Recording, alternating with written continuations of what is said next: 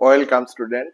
আজকে আমি আলোচনা করব ভারতের বিদেশ দপ্তর এবং ভারতের বিদেশ মন্ত্রণালয় বা মন্ত্রক সম্পর্কে। এই দুটি বিষয় এক নয়। আপাত দৃষ্টিতে মনে হতে পারে তোমাদের যে ভারতের বিদেশ মন্ত্রণালয় অর্থাৎ ইংরেজি টার্ম হচ্ছে মিনিস্ট্রি অফ এক্সটার্নাল অ্যাফেয়ার্স, অন্যদিকে বিদেশ দপ্তর বা পররাষ্ট্র দপ্তর। এই দুটি বিষয় একে অপরের সঙ্গে ঘনিষ্ঠভাবে যুক্ত। একটি হলো একটি সামগ্রিক দপ্তর। সামগ্রিক দপ্তর হচ্ছে বিদেশ মন্ত্রণালয় বা পররাষ্ট্র মন্ত্রণালয়, আর পররাষ্ট্র মন্ত্রণালয়ের অধীনে নিয়ন্ত্রণে কাজ করে একটি বিশেষ সংস্থা, প্রশাসনিক ইউনিট বলা হয়, সেটা হলো ভারতের বিদেশ দপ্তর। ভারতের পররাষ্ট্র দপ্তর খুবই গুরুত্বপূর্ণ। আন্তর্জাতিক সম্পর্কের ক্ষেত্রে ভারতের অবস্থান, ভারতের সম্মান মর্যাদা, বিভিন্ন দেশের মধ্যে বিভিন্ন দেশের সঙ্গে সম্পর্ক স্থাপন ইত্যাদি ক্ষেত্রে এই দুটি সংস্থা অর্থাৎ ভারতের মিনিস্ট্রি অফ এক্সটার্নাল অ্যাফেয়ার্স মন্ত্রণালয়, বিদেশ মন্ত্রণালয়, আবার একে তোমরা বলতে পারো পররাষ্ট্র মন্ত্রণালয় অথবা একে বলতে পারো বিদেশ মন্ত্রক। অন্যদিকে বিদেশ দপ্তর বা পররাষ্ট্র দপ্তরের ইংরেজি হলো ফরেন ডিপার্টমেন্ট।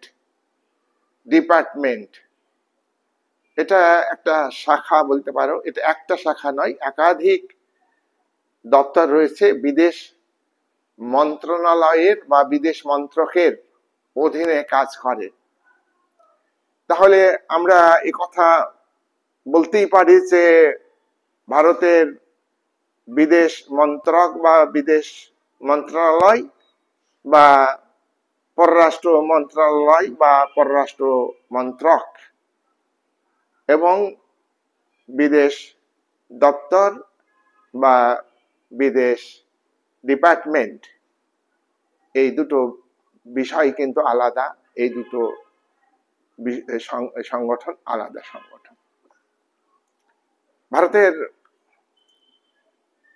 ক্যাবিনেটের মধ্যে বিভিন্ন দপ্তর রয়েছে। সব থেকে গুরুত্বপূর্ণ দপ্তর তোমরা জানো যে প্রধানমন্ত্রী, পিএম, তারও মন্ত্রণালয় রয়েছে। স্বরাষ্ট্র মন্ত্রী রয়েছেন, মন্ত্রণালয় রয়েছে। প্রত্যেকটা মন্ত্রণালয়ে যেমন মন্ত্রী একজন করে আছেন, ক্যাবিনেট মন্ত্রী, গুরুত্বপূর্ণ মন্ত্রী, তেমনি তাকে সহযোগিতা করবার জন্য ডেপুটি মিনিস্টার রয়েছে। তাই ভারতবর্ষের বিদেশ মন্ত্রণালয়ে বা বিদেশ মন্ত্রকে বা পররাষ্ট্র মন্ত্রকে একজন ক্যাবিনেট মন্ত্রী রয়েছেন, তিনি হলেন এস জয়শঙ্কর। ইনি গুজরাটের মানুষ এবং ইনি রাজ্যসভার সদস্য, প্রাক্তন আইএস অফিসার। খুবই গুরুত্বপূর্ণ ব্যক্তি আমাদের ভারতীয় বিদেশ নীতির ক্ষেত্রে। ভারত একটি ডেভেলপিং কান্ট্রি। ভারতকে লড়াই করতে হচ্ছে বিভিন্ন দেশের বিরুদ্ধে, চীনের বিরুদ্ধে, প্রতিবেশী পাকিস্তানের বিরুদ্ধে, সন্ত্রাসবাদের বিরুদ্ধে, মার্কিন যুক্তরাষ্ট্রের চোখ রাঙানির বিরুদ্ধে, মার্কিন যুক্তরাষ্ট্রের যে শুল্ক আরোপ করেছে, এই সমস্ত সমস্যা, সন্ত্রাসবাদ দমনে যে অপারেশন সিঁদুর পাকিস্তানের ভিতরে গিয়ে ভারতীয় সেনাদের নেতৃত্বে সন্ত্রাসবাদী ঘাঁটি ভেঙে চুরমার করে দেওয়া। এর আগে সার্জিক্যাল স্ট্রাইক হয়েছে, তোমরা জানো। এই সব ব্যাপারে ভারতের বিদেশ মন্ত্রক গুরুত্বপূর্ণ ভূমিকা পালন করেন। এর সঙ্গে আমাদের বিদেশ মন্ত্রক একটা সামগ্রিক সংস্থা, সরকারি সংস্থা। এই সংস্থার শীর্ষে আছেন ভারতের পররাষ্ট্রমন্ত্রী। এই পররাষ্ট্রমন্ত্রী বর্তমানে আছেন, মন্ত্রী হলো ব্যক্তি, তাদের পরিবর্তন ঘটে, কিন্তু মন্ত্রণালয় এটা থেকে যায়। এটা একটা স্থায়ী সংস্থা, সরকারি সংস্থা। এই সংস্থার সঙ্গে বিদেশ মন্ত্রী, তিনি পলিটিক্যাল ব্যক্তি, জনপ্রতিনিধি, যেখানে যেখানে রাজনৈতিক প্রশাসক বলা হয় তাকে। আর তার অধীনে সচিব রয়েছেন, একাধিক সচিব রয়েছেন, বিদেশ সচিব রয়েছেন, এবং একাধিক অফিসার অ্যাসিস্ট্যান্ট রয়েছেন, যিনি যারা সমষ্টিগতভাবে বিদেশ নীতিকে নির্ধারণ করেন।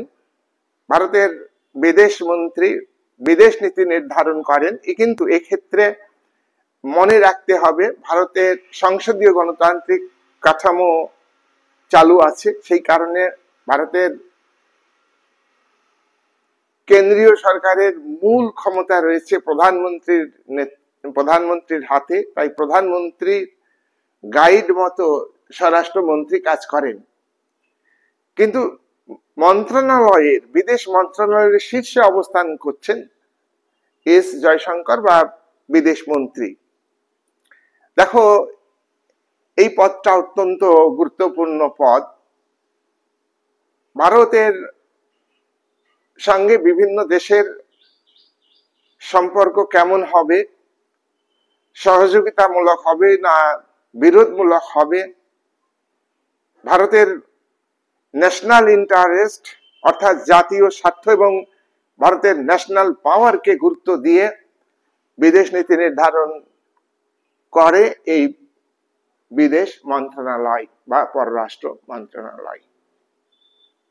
তাই এই মন্ত্রণালয়কে সুনির্দিষ্টভাবে, সুপরিকল্পিতভাবে, সুদূরপ্রসারীভাবে ভারতের আন্তর্জাতিক অবস্থান, আন্তর্জাতিক মর্যাদা বজায় রেখে ভারতের বিদেশ নীতিকে নির্ধারণ করতে হয়। তাই বিদেশ মন্ত্রী হলেন ক্যাবিনেট মন্ত্রী। তাকে, যেহেতু সংসদীয় গণতন্ত্র, তাকে কিন্তু প্রধানমন্ত্রীর সহযোগিতা, প্রধানমন্ত্রীর অ্যাডভাইস, প্রধানমন্ত্রীর গাইড মেনেই তাকে বিদেশ সংক্রান্ত সিদ্ধান্ত গ্রহণ করতে হয়। এবং কথা আমাদের মনে রাখতে হবে, কি মনে রাখতে হবে, যে ভারতবর্ষের সংসদীয় গণতন্ত্রের আমাদের রাষ্ট্রের প্রধান নিয়মতান্ত্রিক শাসক রাষ্ট্রপ্রধান, রাষ্ট্রপতি, তাকে সম্মান জানিয়ে ভারতের পররাষ্ট্র মন্ত্রণালয় কাজ করবেন। মূল নিয়ন্ত্রণ শক্তি বিদেশ নীতি নির্ধারণে মূল ক্ষমতা কিন্তু প্রধানমন্ত্রীর। আর তার থেকে গুরুত্বপূর্ণ দায়িত্ব পালন করতে হয় বিদেশ নীতি নির্ধারণে। সেখানেও মন্ত্রণালয়ের যারা অফিসার রয়েছেন, সচিব রয়েছেন, তারাও কিন্তু বিদেশ নীতি নির্ধারণে সহযোগিতা করেন। এবং বিদেশ নীতি নির্ধারণে মন্ত্রণালয়ের যারা অফিসার এবং সহকারী অফিসার এবং যারা অ্যাসিস্ট্যান্ট, তারা প্রত্যেকেই কিন্তু বিদেশ নীতিকে বাস্তবে রূপায়িত করেন। প্রত্যেকটা দপ্তরেই এরকম ব্যবস্থা আছে ভারতীয় গণতন্ত্রে। আর তাহলে বিদেশ মন্ত্রণালয়, এর অধীনে রয়েছে বিদেশ দপ্তর। মন্ত্রণালয় হচ্ছে ministry of external affairs, English টার্মটা।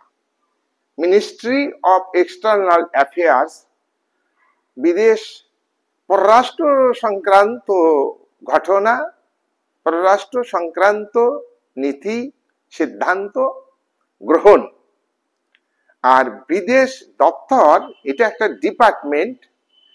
এই ডিপার্টমেন্ট ভারতীয় গণতন্ত্রে রয়েছে একাধিক দপ্তর, একটি বা ডিপার্টমেন্ট একাধিক রয়েছে। একটা ডিপার্টমেন্ট প্রশাসনিক ইউনিট, অ্যাডমিনিস্ট্রেটিভ ইউনিট। এই ইউনিটের কাজ হচ্ছে মন্ত্রণালয়, মূল ব্যক্তি পররাষ্ট্রমন্ত্রী এবং তার সচিব এবং অন্যান্যরা মেন সিদ্ধান্ত নিচ্ছেন। সিদ্ধান্ত গ্রহণের ক্ষেত্রে পররাষ্ট্রমন্ত্রী, প্রধানমন্ত্রীর গুরুত্ব বেশি। সেই সিদ্ধান্তকে কার্যকরী করবার জন্য বিভিন্ন বিষয়ের উপরে সিদ্ধান্ত হয়। সেই সিদ্ধান্ত শিক্ষার ব্যাপারে হতে পারে, অন্যান্য রাষ্ট্রের সঙ্গে সম্পর্ক স্থাপনে, ব্যবসা বাণিজ্যের ক্ষেত্রে হতে পারে, অর্থনৈতিক বিষয়ে বিদেশ সংক্রান্ত নীতি, এবং সামরিক ক্ষেত্রে চুক্তি হতে পারে বিভিন্ন দেশের সঙ্গে। তো এই সমস্ত মন্ত্রণালয় সিদ্ধান্ত নিচ্ছে। আর এই কাজগুলো করবার জন্য বিশেষ বিশেষ সংস্থা, বিশেষ বিশেষ ডিপার্টমেন্ট, শাখা, বাংলাতে শাখা। এই ডিপার্টমেন্ট হচ্ছে একটা ডিপার্টমেন্ট একটা, যেমন শিক্ষা সংক্রান্ত ডিপার্টমেন্ট আছে, বিদেশ সংক্রান্ত শিক্ষা সংক্রান্ত। আভ্যন্তরীণ ক্ষেত্রে এটা নয়, কিন্তু শিক্ষার তো আভ্যন্তরীণ ক্ষেত্রে আছে। বিভিন্ন দেশের সঙ্গে বাণিজ্যিক সম্পর্ক, এটা বিদেশ নীতির মাধ্যমে ঠিক হবে। সেখানে কিন্তু বিদেশ দপ্তর অর্থাৎ ডিপার্টমেন্ট, ফরেন ডিপার্টমেন্ট, ইন্ডিয়ার ফরেন ডিপার্টমেন্ট সেই বাণিজ্য সংক্রান্ত বিষয়টা কাজ করবে। বিভিন্ন দেশের সঙ্গে সাংস্কৃতিক আদান প্রদান হয় ভারতের, সেক্ষেত্রে সাংস্কৃতিক একটা ডিপার্টমেন্ট আছে, একটা ইউনিট আছে। দেখো, মন্ত্রণালয় সামগ্রিক এডুকেশন, সাংস্কৃতিক, ইকোনমি, সোশ্যাল, বিভিন্ন পারপাস এ ফরেন পলিসি নির্ধারণ করে। তাহলে এক একটা পারপাসে এক একটা ডিপার্টমেন্ট ভারতের বিদেশ দপ্তরে, ভারতের রাজনীতিতে বিদেশ দপ্তর আছে। তাহলে দপ্তর আর মন্ত্রণালয় এক না। Is it clear? দেখো, ডিপার্টমেন্ট তাহলে আমরা কি দেখলাম? একটা নির্দিষ্ট কাজ করবার জন্য, নির্দিষ্ট কাজকে বাস্তবে রূপায়িত করবার জন্য। আবার তুমি দেখো, মন্ত্রণালয়ের যারা জনপ্রতিনিধি নন, ডেপুটি ফরেন মিনিস্টার থাকতে পারেন। যেমন বর্তমানে ডেপুটি ফরেন মিনিস্টার হচ্ছে তোমার কীর্তিবর্ধন সিং। তোমরা একথা জেনে রাখো যে ভারতের ক্যাবিনেট মিনিস্টারদের প্রত্যেক ক্যাবিনেট মিনিস্টারের একজন, দুজন, তিনজন করে ডেপুটি মিনিস্টার থাকতে পারেন সেই দপ্তরের আর কি, সেই মন্ত্রণালয়ে। দপ্তর বললে ভুল হবে, মন্ত্রণালয়। দেখো, বইগুলোতে গ্রামার মেনটেন করে লেখা নাই, তাই তোমাদের ক্ষেত্রে একটা সমস্যা যে ডিপার্টমেন্ট টু যা ও মন্ত্রণালয়ও তাই, কিন্তু তা নয়। সব ক্ষেত্রে স্বরাষ্ট্র মন্ত্রকের ক্ষেত্রেও এইভাবে তোমরা আলোচনা করবে। আজকে আশা করি আজকের ভিডিও খুবই গুরুত্বপূর্ণ তোমাদের কাছে বোঝার ক্ষেত্রে। আমার কমেন্টে এটাকে বলার জন্য বলা হয়েছে, আমার খুবই ভালো লাগছে। আমার বক্তব্য তোমরা একটি কনসেপ্ট নেবে, এটা হলো বিশাল কনসেপ্টের প্রশ্ন। তাহলে ডিপার্টমেন্ট কি? একাধিক মন্ত্রণালয়ের অধীনে একাধিক ডিপার্টমেন্ট কাজ করে। এক একটা ডিপার্টমেন্ট হচ্ছে এক একটা প্রশাসনিক ইউনিট ভারতের বিদেশ সংক্রান্ত বিষয়। এটি মিনিস্ট্রি অফ এক্সটার্নাল অ্যাফেয়ার্স অর্থাৎ বিদেশ মন্ত্রণালয়ের অধীনে কাজ করে, তত্ত্বাবধানে কাজ করে। এর কাজে কিন্তু স্বাধীনতা কিন্তু বেশি আছে কার? মন্ত্রণালয়ের আছে। যেমন বিভিন্ন দেশের সঙ্গে সম্পর্ক স্থাপন করবে। আমি আগেই বলেছি অর্থনৈতিক ক্ষেত্রে সম্পর্ক হতে পারে, এডুকেশন পারপাসে সম্পর্ক হতে পারে, সোশ্যাল কালচার সম্পর্কে, কালচার নিয়ে, সোশ্যাল বিষয় নিয়ে সম্পর্ক হতে পারে। এক্ষেত্রে ভারতের বিদেশ দপ্তরগুলি গুরুত্বপূর্ণ ভূমিকা পালন করে। আমি আগেই বলেছি অর্থনৈতিক ক্ষেত্রে অর্থনৈতিক দপ্তর, বিদেশ সংক্রান্ত অর্থনৈতিক দপ্তর, শিক্ষার ক্ষেত্রে বিদেশ সংক্রান্ত অর্থনৈতিক শিক্ষা সংক্রান্ত দপ্তর, আর সাংস্কৃতিক ক্ষেত্রে বিদেশ সংক্রান্ত সাংস্কৃতিক। বিদেশ কথাটা বলবে, পররাষ্ট্র সংক্রান্ত ব্যবসাটা বারবার বলতে হবে, এখানে বইগুলো কিন্তু ক্লিয়ার করা নাই, এটা আমি ক্লিয়ার করে দিলাম। ইন্ডিয়ার অর্থাৎ ভারতবর্ষের বিদেশ মন্ত্রণালয়, তাহলে আমরা কি বুঝলাম? ভারতের বিদেশ মন্ত্রণালয় বা ভারতের পররাষ্ট্র মন্ত্রণালয় বা ভারতের বিদেশ মন্ত্রক, অনেকগুলো টার্ম ব্যবহার করবে। জেনে রাখো, সরকারের কার্যনির্বাহী একটা সংস্থা, এক্সিকিউটিভ বডি। বিদেশ দপ্তর বিদেশ মন্ত্রণালয়ের সঙ্গে ঘনিষ্ঠ সম্পর্ক রাখে।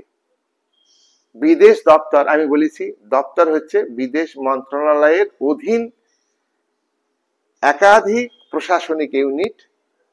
এই একাধিক বিদেশ সংক্রান্ত প্রশাসনিক ইউনিটগুলি বিদেশ মন্ত্রকের সঙ্গে সম্পর্ক রেখে, ঘনিষ্ঠ সম্পর্ক রেখে কাজ করে। নির্দিষ্ট বিদেশ সংক্রান্ত একটি দপ্তর, বিদেশ সংক্রান্ত একটি দপ্তর নির্দিষ্ট প্রকল্পের তত্ত্বাবধান করে, নির্দিষ্ট প্রকল্পের তত্ত্বাবধান করে, বিশেষ নীতিকে বাস্তবে রূপায়িত করে। মানে বিদেশ সংক্রান্ত তো একটা নীতি হয় না, বিভিন্ন পারপাসে বিভিন্ন নীতি, তাদের আপেক্ষিক গুরুত্ব আলাদা আলাদা। অর্থাৎ প্রত্যেকটা নীতিকে, বিদেশ নীতিকে দক্ষতার সঙ্গে এক একটি বিদেশ সংক্রান্ত প্রশাসনিক ইউনিট সেই নীতিকে বাস্তবে রূপায়িত করে, নির্দিষ্ট সেবা প্রদান করে। যেমন ভারতের বিভিন্ন দেশের সঙ্গে সাংস্কৃতিক সম্পর্ক আগে থেকেই আছে, এই সাংস্কৃতিক সম্পর্ক যাতে বজায় থাকে তাই বিদেশ মন্ত্রকের অধীন বিদেশ মন্ত্রকের অধীন বিদেশ সাংস্কৃতিক ডিপার্টমেন্ট, বিদেশ সাংস্কৃতিক ডিপার্টমেন্ট সেই কাজটা, বিশেষ কাজটা করবে, সাংস্কৃতিক বিষয় নিয়ে কাজ করবে। এবার আমরা একটু সাম আপ করে বলি, ভিডিও বড় করব না। তাহলে মূল পার্থক্য কিভাবে মনে রাখবে? একটা মানে একটার সঙ্গে আর একটা যুক্ত, আপাত দৃষ্টিতে আলাদা মনে হচ্ছে, কিন্তু পার্থক্য কি? বিদেশ মন্ত্রণালয় বা মন্ত্রক ও বিদেশ দপ্তর বা ডিপার্টমেন্ট এর মধ্যে মূল পার্থক্য, এক নাম্বার, বিদেশ মন্ত্রণালয় বড় না ছোট বলতো? আগের আলোচনাতে ক্লিয়ার হয়ে গেছে তোমাদের কাছে, একটি বড় বিষয়, বড় সংস্থা বিদেশ মন্ত্রণালয়। কেন বড় সংস্থা, একটা বড় সংগঠন? কেন বলতো? এর সঙ্গে তোমার যুক্ত আছে বিদেশ মন্ত্রী, তার সঙ্গে ডেপুটি বিদেশ মন্ত্রী, আর প্রধানমন্ত্রী বাইরে হলেও তিনি কিন্তু এর সঙ্গে যুক্ত। রাষ্ট্রপতি সই ছাড়া বিদেশ সংক্রান্ত বিল পাস হয় না, তাহলে রাষ্ট্রপতিও যুক্ত। এই সব মিলে হচ্ছে সরকারি বিদেশ মন্ত্রণালয়। অন্যদিকে বিদেশ দপ্তর, ভারতের বিদেশ দপ্তর একটি ছোট বিদেশ মন্ত্রণালয় যদি বড় হয়, অপেক্ষাকৃত বিদেশ দপ্তর ছোট, এবং এক একটা বিদেশ একটি মন্ত্রণালয় একটি, বিদেশ মানে একটি, এখানে মনে রাখবে।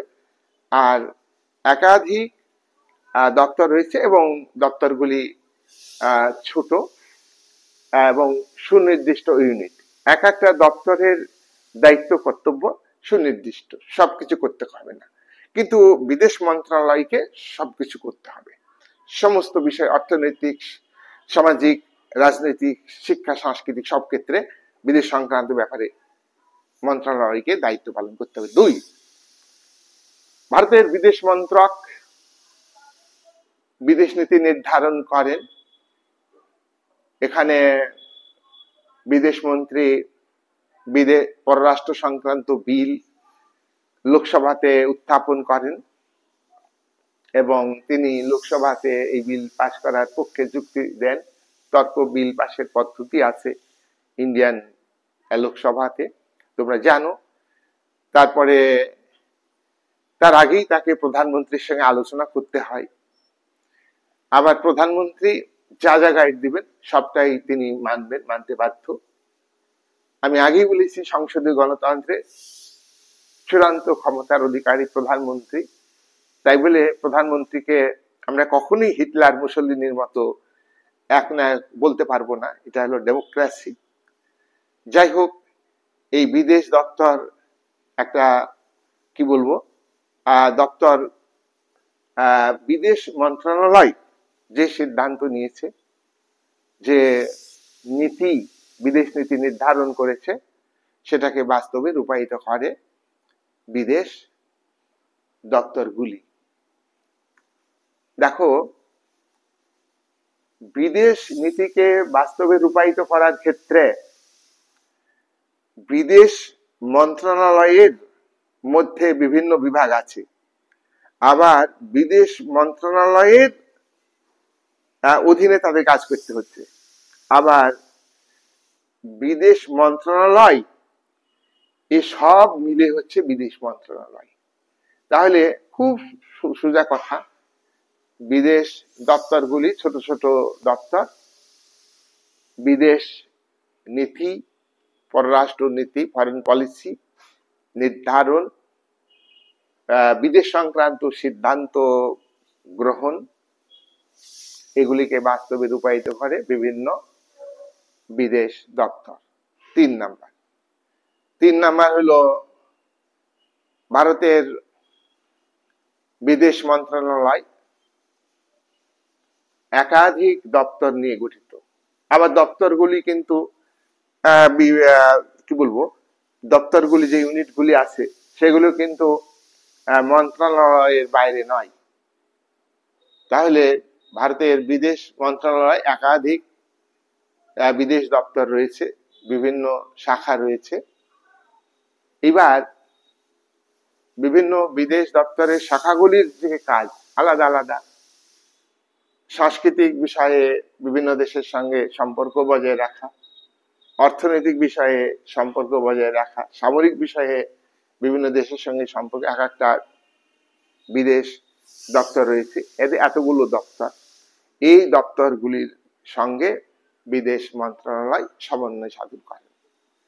একটা কথা মনে রাখবে যে গণতন্ত্রে মন্ত্রী শেষ কথা বলেন, রাজনৈতিক প্রতিনিধি, সচিবরা অবশ্যই দক্ষ, তারা এক্সপার্ট, বিশেষজ্ঞ, বৈদেশিক নিয়ম নীতি, ফরেন পলিসি কিভাবে নির্ধারণ হবে সেইভাবে তাদের অনেক অভিজ্ঞতা থাকে। তখন মন্ত্রী বারবার পরিবর্তন হতে পারে, 5 বছর পর পর পরিবর্তন হতে পারে, কিন্তু সচিব সেইভাবে পরিবর্তন হয়। তবে সচিবকে মন্ত্রী পরিবর্তন করতে হবে, তার মনের মতো সচিব দিতে পারেন। যাই হোক, সচিবদের কিন্তু তারা এক্সপার্ট, অ্যাডমিনিস্ট্রেশন, ফরেন অ্যাডমিনিস্ট্রেশন সম্পর্কে তাদের বিশেষ জ্ঞান আছে, ফরেন পলিসি, আইআর সম্পর্কে তাদের বিশেষ জ্ঞান আছে। সুতরাং সব মিলে আমরা দেখছি ডিপার্টমেন্টগুলো, আমরা বলতে পারি বিদেশ সংক্রান্ত যে ডিপার্টমেন্ট শাখাগুলি, তারা ওই বিষয়ে সাংস্কৃতিক বিষয়ে, অর্থনৈতিক বিষয়ে তারা এক্সপার্ট। আর বিদেশ মন্ত্রণালয়ের হেড যিনি, তারা এক্সপার্ট নয় অতটা। তবে বর্তমানে যে ডক্টর এস জয়শঙ্কর খুবই এক্সপার্ট। এটা অন্যভাবে নেবে না, এটা বাস্তবে নিরপেক্ষ বিচারে আমরা একাডেমিক ওয়েতে পড়াবো, জানবো। যাই হোক, আচ্ছা, এই বলে আজকের এই আলোচনাটা আমি শেষ করলাম। আমি কিছু কথা বলি। পলিটিক্যাল সায়েন্স মানে বুঝতে গেলে থিওরি গুলো খুব ভালো করে বুঝে নিবে। যত থিওরি আছে, ফার্স্ট পেপারে থিওরি আছে। থিওরি মানে হয় যে বিভিন্ন তত্ত্ব, রাষ্ট্রের প্রকৃতি সম্পর্কে রাষ্ট্রের বিভিন্ন দৃষ্টিভঙ্গি আছে, হ্যাঁ, এগুলো খুব ভালো করে শিখে নেবে। এই যে নৈরাজ্যবাদ থিওরি আমি ভিডিও দিয়েছি, তো মানে এক একটা থিওরি, উদারনীতিবাদ এটা থিওরির মধ্যে, মার্ক্সবাদের যে পরিবর্তনগুলি এসছে বর্তমানে, মার্ক্সবাদ, নয়া মার্ক্সবাদ, এই সবগুলো যদি তুমি ভালো করে শিখতে পারো। এবং আইআরএ থিওরি আছে, পাবলিক অ্যাডমিনিস্ট্রেশন, জনপ্রশাসনের থিওরি আছে। এই থিওরি গুলোর উপরে জোর দিও, আর তার সঙ্গে কারেন্ট বিষয়গুলিকে জানতে হবে পলিটিক্যাল সায়েন্সে। আইআর এর ক্ষেত্রে যেমন আজকে ধরো এই দুদিন আগে তোমার যেটা নেপালে গণ অভ্যুত্থান, এগুলো হলে কারেন্ট বিষয়, তার ব্যাকগ্রাউন্ড আলোচনা করতে হবে। তো মেনলি হচ্ছে এই ঘটনাগুলো তোমাকে আপডেট নিতে হবে, ইন্টারনেট ফলো করতে হবে। এই যে গতকালকে 10ই সেপ্টেম্বর ফ্রান্সে গণ অভ্যুত্থান শুরু হয়েছে। একটা কথা মনে রাখবে যে গণতান্ত্রিক সরকারের প্রতি বিভিন্ন দেশে বিভিন্ন মানুষের খুব সৃষ্টি হচ্ছে, কারণ গণতন্ত্রে যারা জনপ্রতিনিধি তারা স্বচ্ছ হতে পারছেন না, তারা করাপশনের সঙ্গে ব্যাপকভাবে যুক্ত হচ্ছে। আর জনপ্রতিনিধিদের মায়না অনেক, বেতন অনেক, সুযোগ সুবিধা অনেক, এমনি তাদের যা সুযোগ সুবিধা তাতে কয়েক পুরুষ বসে খাবে, তারপরেও তারা হাজার হাজার কোটি টাকা আত্মসাৎ করছে। এবং আত্মসাৎকে করবার জন্য তারা টাকা দিয়ে দলীয় কর্মীদের পরিচালনা করছে। রাজনৈতিক দুর্বৃত্তায়ন একটা অশুভ শক্তিতে গণতন্ত্রে মাথাচাড়া দিয়ে উঠেছে। সেই জন্য গণতন্ত্রের প্রতি বিশ্বাস হারিয়ে যাচ্ছে। আমি নেপালের নিয়ে আমি ভিডিও করব, কয়েকদিনের মধ্যে তৈরি করব, তোমরা দেখবে। দেখো, গণবিক্ষোভ অর্থনৈতিক কারণে মূল ক্ষোভ। আপাত দৃষ্টিতে 26টি সোশ্যাল মিডিয়াকে ব্যান করা, এটা আপাত দৃষ্টিতে এটা একটা কারণ, প্রত্যক্ষ কারণ। কিন্তু মেন কারণ হচ্ছে গণতন্ত্রের প্রতি নেপালের মানুষের বিশ্বাস নেই।